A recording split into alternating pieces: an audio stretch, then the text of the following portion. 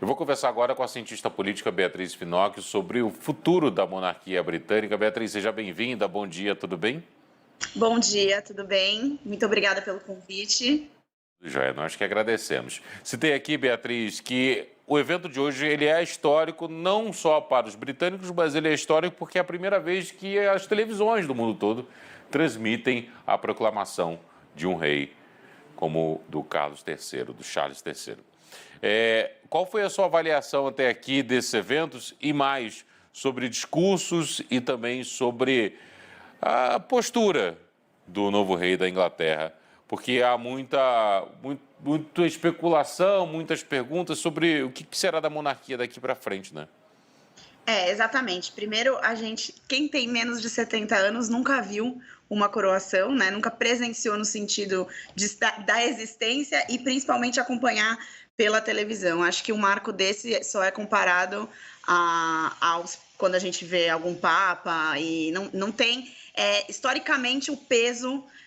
Acho que não teve ainda para quem tem menos de 70 anos. E o momento que o rei Charles assume, né, Charles III assume, é um momento extremamente complicado e, historicamente falando, também é um momento, quando a mãe dele, a rainha Elizabeth, assumiu, também de extrema instabilidade. A gente tem hoje um Reino Unido com uma inflação extremamente alta, a gente tem um Reino Unido com recém-saído da União Europeia, então e uma Escócia querendo também uma independência. Então, de fato, ele está pegando um momento de transição e ele precisa ter muita estabilidade, coisa que eu tenho certeza que a mãe dele deu um exemplo perfeito, para que ele não tenha nenhum tipo de ruído com relação à monarquia. E lembrando que os britânicos eles estão acostumados com a rainha Elizabeth desde que eles são os hoje vivos, né? A grande maioria da população, desde sempre. E a rainha Elizabeth sempre teve uma postura admirável no sentido de proteção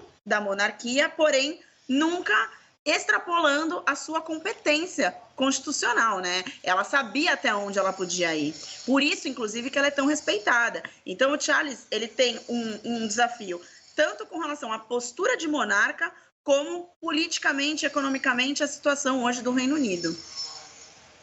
Professora, o que a gente pode esperar também das relações internacionais com, por exemplo, integrantes da União Europeia? A Ursula von der Leyen postou hoje uma foto de seu gabinete na mesa dela com a foto da Elizabeth e falando da importância que a rainha da Inglaterra teve para a União Europeia durante todo esse período.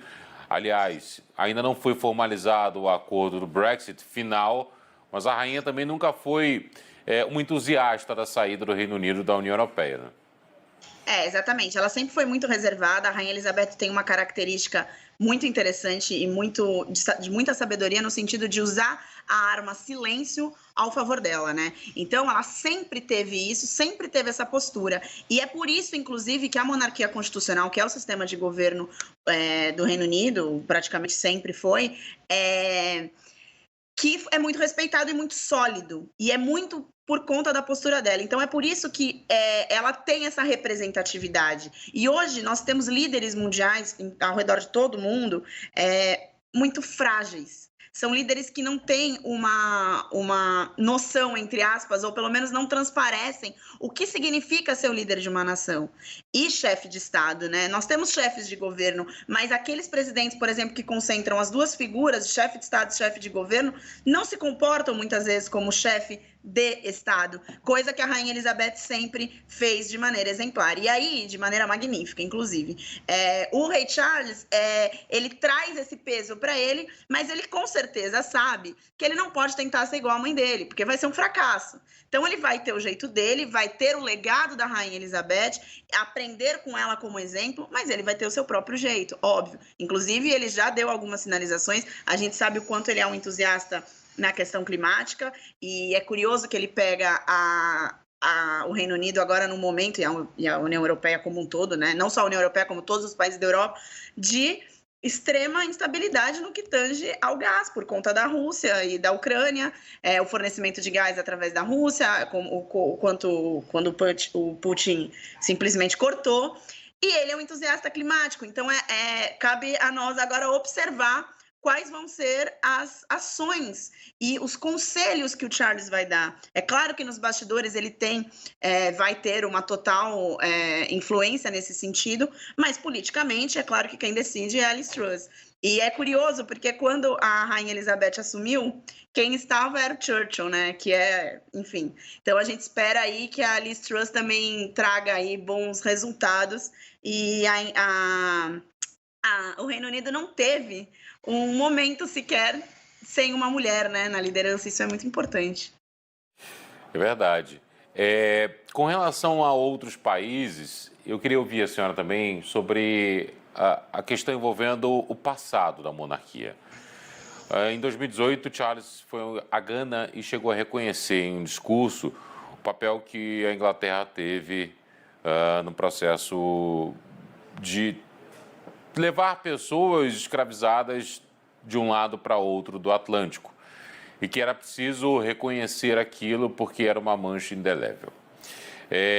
A gente pode ter na figura do rei Charles também um reconhecimento maior, assim como hoje Bélgica, França, Holanda e até a Alemanha reconhecem alguns excessos, crimes de fato, e de fato estão tendo alguns pontos para devolução de joias ou algo do tipo?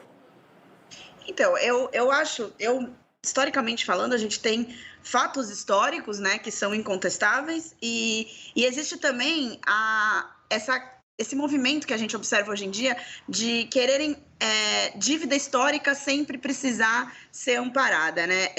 Eu acredito que seja muito difícil hoje ter uma devolução de qualquer coisa que tenha, porque são coisas que fazem parte de uma construção e apesar de, por exemplo, assim como o Brasil colônia, os colonizadores, existe também essa questão dessa herança histórica, mas são fatos históricos de acontecimentos que foram para a época e que hoje, claro, servem de exemplo e de ensinamento para que isso nunca mais se repita. Agora, isso a ter uma devolução de joias, etc., eu não acho que vá ocorrer, acho uma possibilidade muito remota e também não vejo muito sentido disso, porque é história, é como a gente fala, foi como aconteceu, né? Independente do que se passou e das consequências que tiveram, a gente tem que preservar o que ali naquele momento aconteceu e aprender com aquilo e que não se repita. Agora, esse movimento, e até eu acho importante lembrar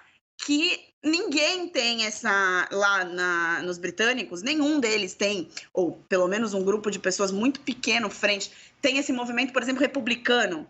Acho que não chega a 20% da população que não é a favor da monarquia ou que tem algumas ressalvas com relação à monarquia que é no Reino Unido. A gente não pode cair nessa confusão de achar que monarquia é sinônimo de tirania, de absolutismo e de ditadores. Não é. Não é. E a monarquia do Reino Unido, muito menos. Por quê? Porque se você for fazer uma comparação de fato entre o que é, por exemplo, o sistema do Brasil, que é republicano presidencialista, com o sistema do Reino Unido, o Reino Unido concentra muito menos poder na mão de um do que do Brasil, que o presidente acumula as duas funções, chefe de Estado e chefe de governo, enquanto no Reino Unido não. Existe essa descentralização. A primeira-ministra, agora Liz Truss, é apenas chefe de governo, enquanto o rei Charles III é apenas chefe de Estado. Então tem essa descentralização. Então a gente tem esse movimento que você percebe que tem uma confusão, infelizmente, do que significa uma monarquia, no caso constitucional, como é a do Reino Unido. É claro que é inevitável a gente lembrar e não concordar com toda a tirania de alguns representantes da monarquia que tiveram aí grandes problemas e que não foram bons chefes de Estado. Isso é um fato. Mas daí ter uma reparação eterna, histórica, e que precisa deslegitimar o que é hoje a monarquia do Reino Unido, eu já não concordo, não acho que é por aí que se aprende, é simplesmente não repetindo o que se acontece, é negar um fato histórico, entendeu? E não preservar as coisas como elas são, até porque é bom que se preserve para lembrar e que não se repita. Beatriz Finocchio, cientista política, muito obrigado, viu? pelas Nada. análises, pela entrevista. Bom dia para a senhora, bom sábado. Bom dia também. Obrigado.